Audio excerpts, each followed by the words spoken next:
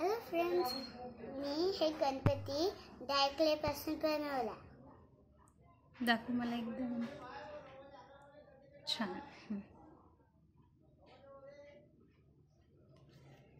मी हे colour use केले, black, white, yellow आणि pink.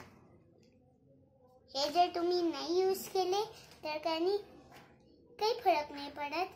तुम्ही दुसरे पण करू शकता. दुसरे कलर पण यूज करू शकता. आणि मी हे स्केच पेन पण यूज केला.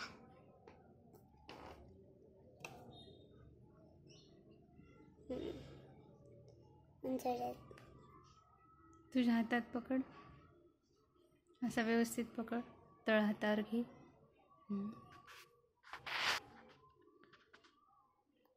छान.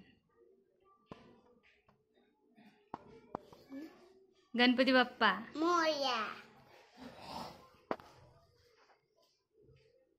नाईस.